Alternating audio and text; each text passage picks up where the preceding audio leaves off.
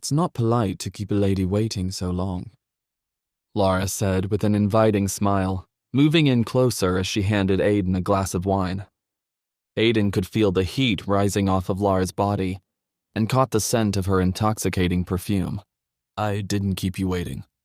As soon as your driver picked me up, we came straight here. Aiden's heart was pounding in his chest. Don't you remember? When we were kids, we promised each other that we would be together forever, she teased. You've kept me waiting 18 long years. Aiden chuckled. We did promise each other that, didn't we?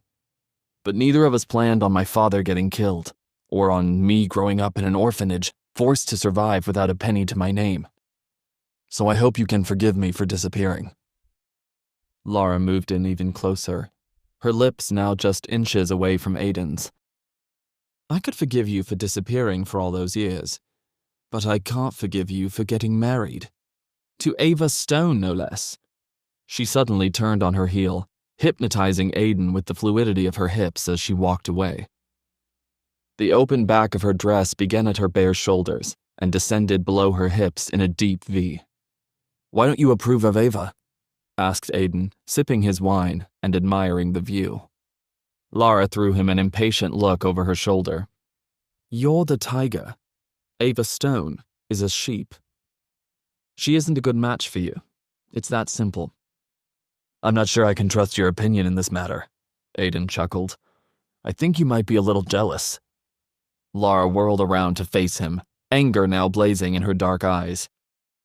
If you want to walk around pretending to the rest of the world that you are the useless son-in-law of the Stone family, I can't stop you. But your little plan could easily backfire. You can't expect to lead the Tiger Group if people think you're weak, and that they can get away with treating you like that. That's a good point, Aiden admitted to himself. She's even smarter than I give her credit for. This is all just temporary, he replied. There's a spy in our ranks, and I still don't know who killed my father. When it all comes to light, I'll punish the people who've mistreated me. I'll teach them not to underestimate the tiger. Well, we'll find out soon enough, won't we? Laura replied, her voice laced with skepticism. Maximilian is coming back in a few days. She furrowed her brows and crossed her arms over her chest. Just tell me the truth about one thing. Are you in love with Ava? Aiden sipped his wine as he thought carefully about what to say. The word love disappeared from my life a long time ago, he finally replied. All that matters to me now is getting revenge on the person who killed my father and rebuilding the empire that was stolen from me. I don't have time for love. Emotion filled Laura's eyes as she listened to Aiden's words, their gazes locked together. For a minute, neither one of them said anything. Finally, Laura took a deep breath and broke the silence. Love cannot disappear from anyone's life, Aiden. You can try to run from it, but it will always catch you in the end. Aiden drained the wine out of his glass, then set it down and started walking toward the door. Whether I love anyone or not doesn't matter. Ava and I are married, and as long as that's true, I have to take care of her and have a responsibility to remain faithful. I should go, before we do something we both regret. Aiden, wait. Laura reached out for his arm, but Aiden was already too far away. When he reached the door, he turned back around. I don't think we should meet like this anymore. It's too dangerous. Tears filled Laura's eyes as she watched him go. It was quite late when Aiden got home, so he tiptoed upstairs and went directly to Ava's room. He could hear her voice through the door. She was laughing and talking to someone on the phone. Yes, the contract has been finalized. They're waiting until my birthday to make the announcement. Aiden was thrilled to hear the good news, and that his plan to put Ava back in her grandfather's good graces was working out just like he had hoped. He knocked on the door. He heard footsteps approaching, and a few seconds later, Ava cracked the door open. I have to go, Charlotte. Aiden just got here. Talk to you soon, she said as she hung up the phone. What do you want? She said to Aiden. She didn't invite him in, but she left the door open and walked back over to her bed, which Aiden took as his cue to enter. "How did it go today at the meeting?" He sat down next to Ava on the bed, half expecting her to kick him off, but she didn't say anything. "We signed the contract, and Grandfather seems pretty happy with me, so I think things are better between us now." "That's great, Ava. Congrats. Glad I was able to help," he teased. "I don't want to hear any more lies about you helping me with this.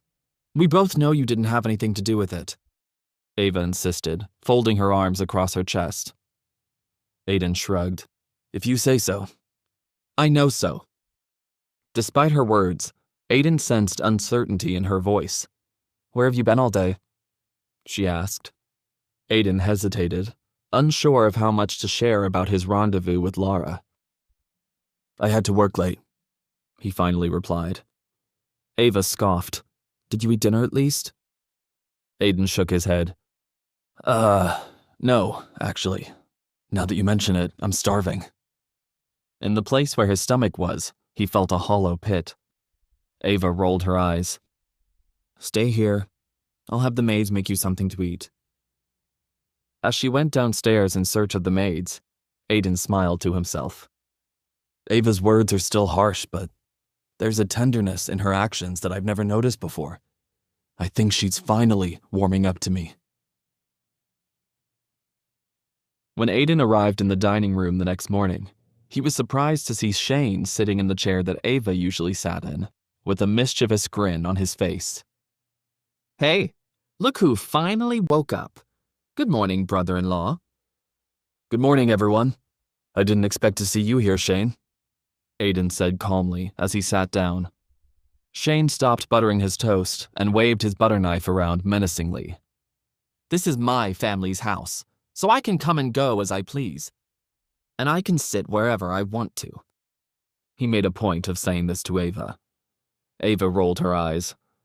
"You're such a—" "Ava, watch your language at the table," Robert scolded. "Sorry, Dad." "Where'd you get that suit?" Shane asked Aiden, looking him up and down. "Did my sister buy it for you?" "I don't need to buy him a suit," Ava snapped. "Aiden has been working hard and can afford to buy his own clothes." "Is that right? How much are delivery boys making these days?" Shane teased.